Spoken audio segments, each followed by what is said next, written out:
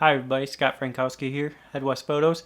Today I want to look at some astrophotography I shot with three different cameras that have three different size sensors. I have the Sony A7R IV, which I'm currently recording with here, the Lumix LX10, which has a 1-inch sensor on it, and I also pulled out the Lumix FZ-80, which has a 1/2.3-inch sensor, very small sensor on it.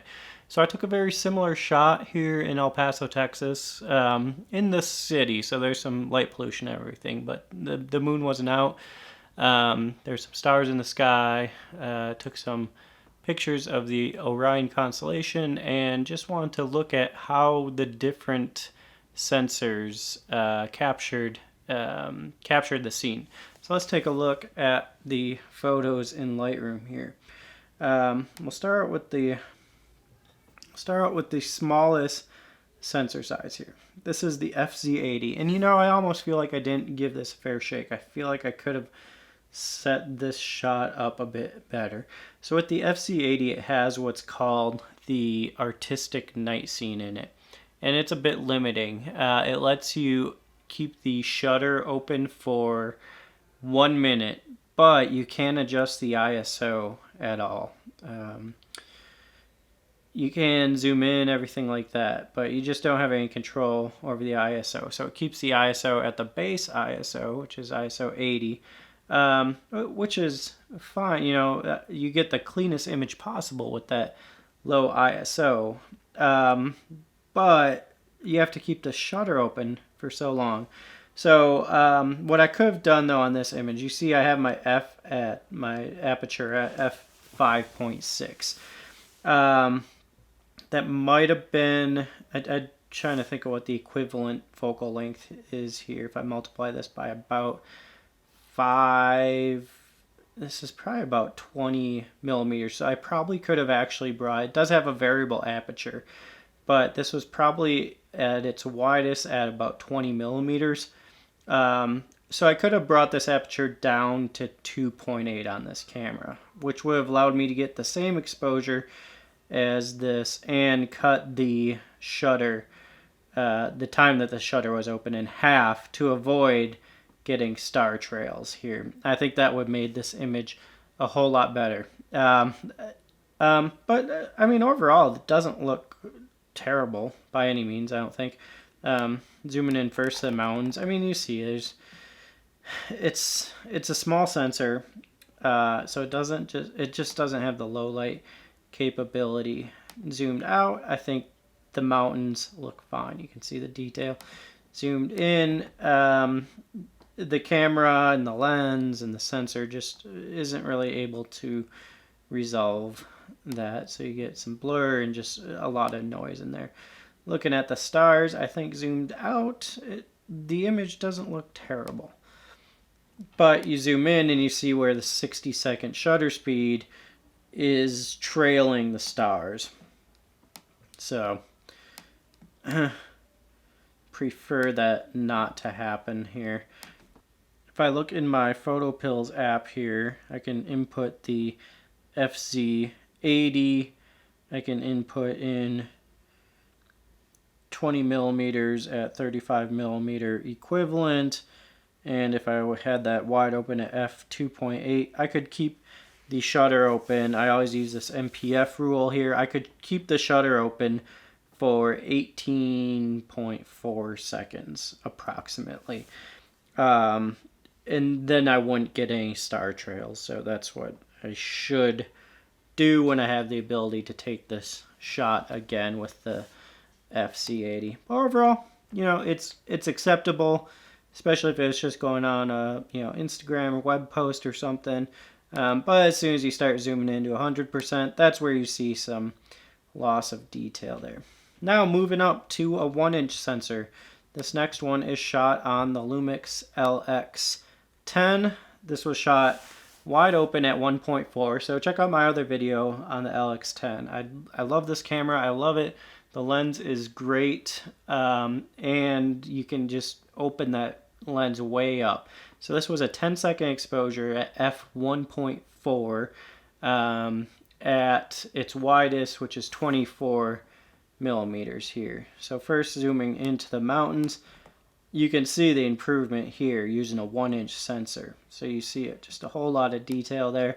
What this lens doesn't do well, I don't know if it's the lens, the sensor, the software, something in it. It's really messing with the color of the lights. These are all just various street lights, house lights, Christmas lights, but kind of get this real nasty fringing.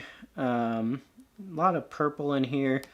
Really looks bad, but I mean, you gotta really zoom in to see that there. But the stars in this, I think this is a good picture.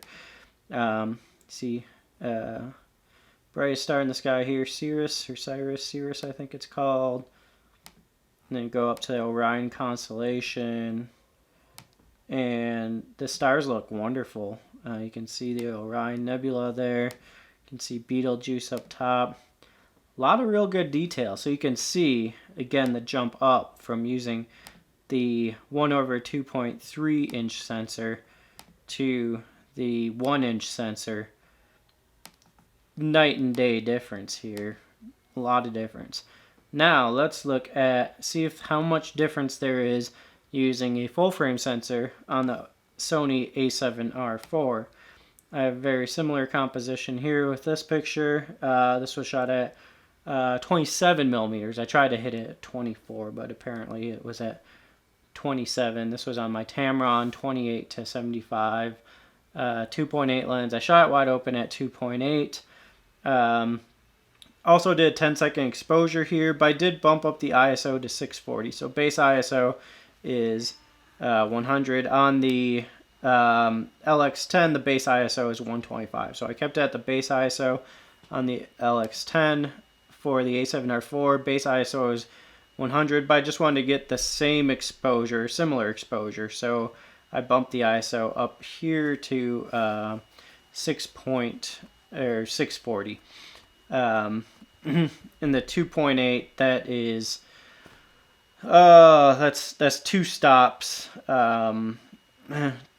2 stops slower than the 1.4 on the LX10. So let's look at the mountains first here. So with the 2.8, you can see it's not like tack sharp. So I had set the focus, I manually focused on the stars, but it looks like the mountains were just slightly, I mean, it looks fine, zoomed all the way out. But if I would have stopped down to like f4 or even probably just f3.5 on this lens, I think these mountains would have been a whole lot sharper. Doesn't look bad though. The lights look so much better. I mean, it's still just a bunch of light motion and blur, and I mean, they don't look great, but I'm not getting that ugly purple fringing. I guess a little bit right there, but it might just be a purple light as well. These are some Christmas lights here, some blue Christmas lights here, but with the LX10, you can see in the LX10 all that nasty purple fringing there. So then now looking at the stars with the A7R IV, looking really good. Now, is it way better than the LX10? I don't know. I guess that, you know, that's for you to decide. Let's actually compare these two side by side. Okay, so I have them up side by side here. Pretty similar composition. Tried to take it in the same spot. I was probably off just by a bit. One was taken later than the other, so it wasn't. Orion wasn't the exact same spot in the sky.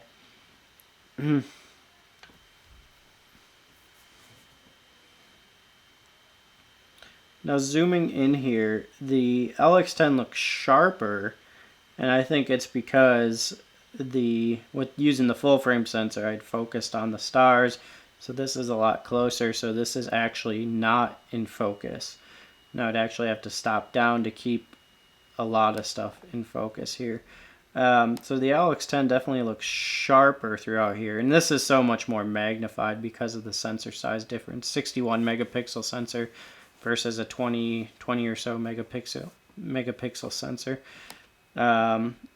So definitely more sharper, but I think it's more so the the sensor size and how the focusing works on the two different sensor sizes.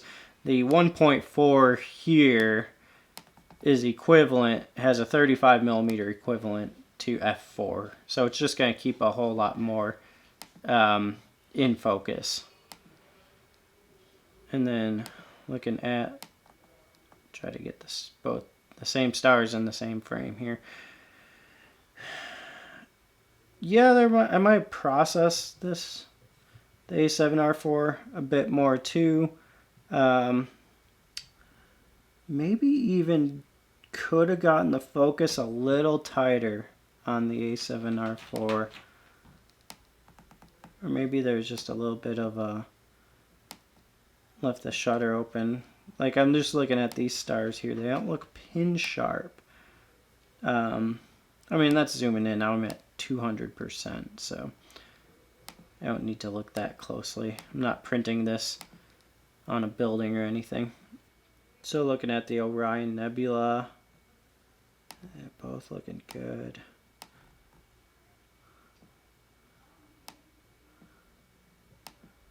Looking at Rigel. If I can keep them both in the same frame. I mean, again, here you're so much more magnified. So I think it makes any imperfections more pronounced. Looking at Betelgeuse. I like the color of Betelgeuse here more. I got this more orange here. It just, yeah, I don't know, looks like there's some fringing on it or something that makes it look not as nice.